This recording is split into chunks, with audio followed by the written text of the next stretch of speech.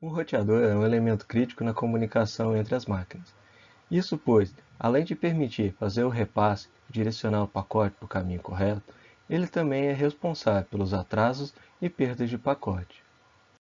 Neste tópico, iremos estudar a infraestrutura interna de um roteador, que nos permitirá então escolher o melhor roteador para a situação que nós iremos enfrentar, tentando minimizar sempre as perdas de pacote e os atrasos causados por eles. Vamos iniciar essa discussão analisando os serviços que serão oferecidos por um roteador. Todo roteador deve implementar pelo menos um protocolo de roteamento. Eles também devem ser capazes de fazer o repasse dos datagramas do enlace de entrada para o enlace de saída. A figura aparece as funções do roteador divididas em duas etapas.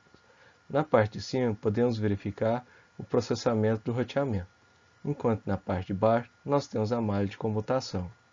Conforme é apresentado na saída, tanto os enlaces de entrada quanto os enlaces de saída estão ligados na malha de comutação. A malha de comutação, por sua vez, comunica com o processador de roteamento, que envia respostas para a malha de comutação. A malha de comutação é responsável por transportar os dados do enlace de entrada para o enlace de saída correspondente. Para que a malha de comutação possa operar de forma adequada, ela precisa que o processador de roteamento informe a ela como ela deve ligar o enlace de entrada com o enlace de saída. Para isso, deve haver uma comunicação entre a malha de comutação e o processador de roteamento, e a informação deve ser enviada de volta do processador de roteamento para a malha de comutação. Ainda na figura, podemos verificar que tanto os enlaces de entrada quanto os enlaces de saída também estão conectados na malha de comutação. Quando um pacote chega no roteador, a primeira coisa que ele encontra é a interface conectada ao enlace de entrada. Podemos dividir a interface de entrada em diversas funções que ela deve realizar. A primeira função é o terminador da linha. Essa função nada mais é do que converter os sinais eletromagnéticos em bits para serem processados futuramente. Podemos dizer que é no terminador de linha em que o roteador implementa a camada física. O terminador de linha encaminha então os bits para o processador da camada de enlace. É aqui que o roteador irá implementar a função da camada de enlace, verificação de erro, desencapsulamento do quadro e retirada do datagrama. Esses datagramas serão armazenados, então, numa fila ou numa memória, esperando para serem analisados e comparados com a tabela de repasse, para que o roteador possa, então, decidir qual é o enlace de saída que deve encaminhar esses dados. Aqui nós temos um dos primeiros gargalos do nosso roteador. Isso porque, se o roteador levar muito tempo para analisar os dados que estão lá e tomar a decisão de qual é o enlace de saída, essa memória poderá ficar sobrecarregada, ocorrendo então perda dos pacotes que chegarão posteriormente.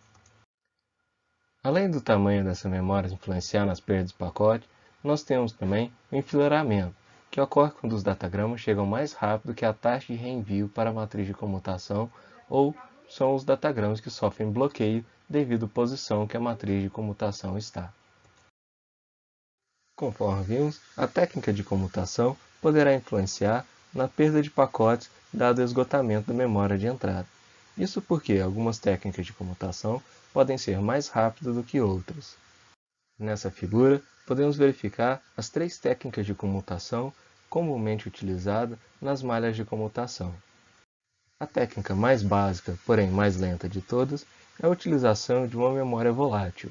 Os dados são armazenados numa memória volátil do tipo FIFO, First In, First Out, e são então encaminhados para o enlace de saída. Há também a possibilidade de construção da malha de comutação utilizando um barramento. Dessa forma, todos os enlaces de saída e os enlaces de entrada estão conectados eletricamente por um único meio, o barramento. O roteador escolhe um dos enlaces de entrada. Pega o pacote que está mais à frente do enlace de entrada, analisa o seu endereço de destino junto com a tabela de repasse e conecta eletronicamente esse enlace de entrada no barramento. Após a análise na tabela de repasse, o roteador conecta eletronicamente o enlace de saída identificado na tabela de repasse, permitindo assim a transmissão dos dados que estão no enlace de entrada para o enlace de saída. Vejam que, na malha de comutação que utiliza o barramento, temos então a conexão elétrica do enlace de entrada com o enlace de saída, permitindo então a comunicação extremamente rápida para os pacotes saírem do enlace de entrada e irem para o enlace de saída. Entretanto, como o caminho é o mesmo para todos os pacotes, esse caminho é o barramento, neste caso nós temos o bloqueio. Como podemos verificar na figura, quando o enlace de entrada A está conectado eletronicamente ao enlace de saída Y, os enlaces de entrada B, C e os enlaces de saída X e Z estão completamente desconectados do barramento. Ou seja, as informações contidas no enlace de entrada B e C deverão ficar esperando até que o enlace ou o barramento seja liberado para a comunicação. Por fim, a última técnica de comutação é a rede de interconexão, também conhecida do inglês como crossbar. Na rede de interconexão, teremos então 2 vezes n barramentos que conseguem interconectar n enlaces de entrada com n enlaces de saída. Com a rede de interconexão, podemos fazer a conexão dos enlaces de entrada com os enlaces de saída da mesma forma com que eram feitas na técnica de comutação por barramento. Entretanto, neste caso não ocorre o bloqueio como ocorria na técnica de comutação através de barramento. Isso porque a rede de interconexão permite conectarmos diversos enlaces de saída com diversos enlaces de entrada simultaneamente, desde que não usemos o mesmo enlace de saída para 2 enlaces de entrada ou mais enlaces de entrada. Vamos aprofundar um pouco mais nessas técnicas de comutação.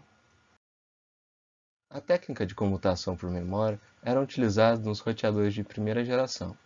Neste caso, o pacote é copiado pelo processador, que nesse caso é o único no sistema, e a velocidade é limitada pela largura de banda que a memória consegue oferecer. E a memória é crítica à largura de banda dela, pois ocorrem 2 travessias de barramento por pacote. Conforme apresentado na figura, o pacote entra na interface de entrada, fica na memória de entrada e é então encaminhado para a memória de comutação.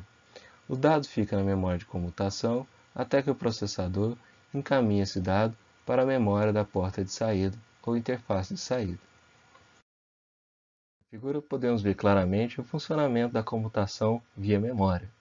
Os dados chegam pela interface 1, eles passam pelo barramento do roteador e o CPU coloca então esses dados na memória.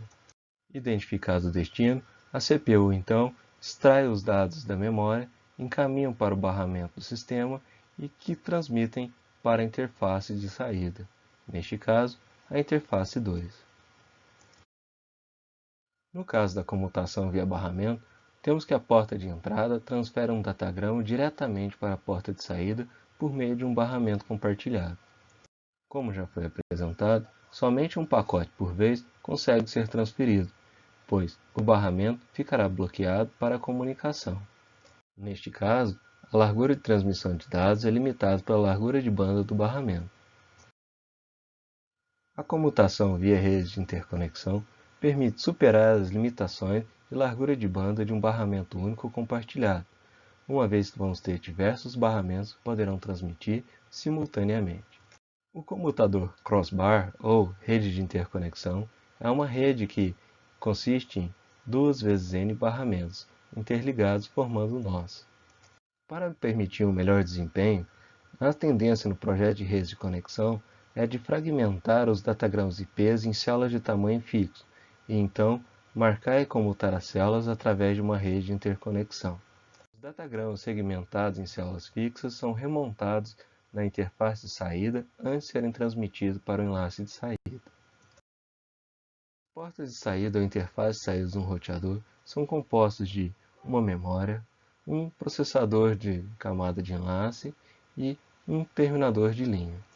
A função da memória de saída do roteador é permitir que o roteador acumule os dados antes de transmiti-los pelo enlace. Isso porque o enlace pode estar ocupado sendo utilizado por ou outro roteador ou por um host. Já o processador da camada de enlace permite a construção do quadro para transmitir o datagrama. E por fim, nós temos o terminador de linha, que tem a função de converter os bits em sinais eletromagnéticos a serem transmitidos na linha de comunicação. Veja esse exemplo. Vamos supor que o roteador com N portas de entrada e N portas de saída tenha uma taxa de operação da matriz de comutação N vezes a taxa do enlace de entrada. Dessa forma, não ocorrerá a formação de filas nas portas de entrada. Entretanto, poderá ocorrer o enfileiramento ou queuing, que ocorre quando a matriz de comutação entrega os datagramas à porta de saída numa taxa que excede a taxa de transmissão no enlace de saída. Caso encontremos essa situação, poderá ocorrer atraso de filas e perdas de pacote na porta de saída. Caso o roteador possua um escalonador de pacote na sua porta de saída, ele terá a opção de escolher qual pacote da fila de saída irá transmitir primeiro. Ele poderá escolher a metodologia FIFO, First In, First Out, ou primeiro que entra, primeiro que sai, ou escolher pela metodologia WFQ, Weighted Fair Carrying, ou enfileiramento por pesos justos. O WFQ permite que os roteadores implementem o QoS, ou Quality of Service, ou qualidade de serviço. O QoS permite que o roteador garanta uma certa qualidade em algum serviço que esteja utilizando a rede. Por exemplo, numa chamada de voz, ela terá uma prioridade maior do que o download de um arquivo. Isso porque uma chamada de voz é sensível a atrasos, enquanto que downloads de arquivos não são tão sensíveis assim. Além de filas nas portas de saída, também é possível formar fila nas portas de entrada de um roteador. Essas filas irão ocorrer quando a matriz de comutação for mais lenta do que a soma das taxas nos enlaces de entrada. Outro fenômeno que pode provocar a formação de fila nas portas de entradas é o HOL, ou Head of the Line Blocking, em outras palavras, bloqueio de cabeça da fila. Vamos imaginar na situação em que dois pacotes vermelhos, à frente das suas filas de entrada, são destinados à mesma porta de saída. Podemos verificar isso na figura da esquerda, tanto no enlace de entrada superior quanto no enlace de entrada inferior. Veja que temos dois pacotes vermelhos e os dois pacotes estão sendo destinados ao enlace de saída superior. Neste caso, mesmo que utilizemos a malha de interconexão, o pacote verde, apresentado no enlace de entrada mais inferior, deverá esperar a transferência do pacote vermelho na sua frente, que também não poderá ser enviado, uma vez que o pacote vermelho do primeiro enlace de entrada estava na frente. Assim, mesmo que o enlace de saída a qual o pacote verde será direcionado esteja disponível, o pacote verde deverá esperar dois pacotes vermelhos serem transmitidos antes de seguir para o seu enlace de saída. Dada a necessidade de um pacote esperar o outro para ser transferido, o ROL poderá provocar atrasos de fila e perda de pacote nas portas de entrada do roteador. Como vimos, as memórias tanto de entrada quanto de saída do roteador são importantes para evitar perdas de pacote e garantir a comunicação confiável na rede. Devido ao princípio de funcionamento dessas memórias, elas também são chamadas de buffer. Dada a importância desse tópico em redes de computadores, o RFC 3439 define o dimensionamento dos buffers utilizando a seguinte regra prática. O tamanho do buffer B deve ser igual ao produto do RTT típico pela capacidade do enlace. O valor do RTT típico é em torno de 250 milissegundos. RTT é a sigla para Round Trip Time, que significa tempo de ida e volta do pacote, ou em outras palavras, o tempo de você mandar uma mensagem para um host e receber a resposta desse host. Quando a gente utiliza o comando ping, os dados de resposta que ele nos oferece, com medida de tempo, é o RTT.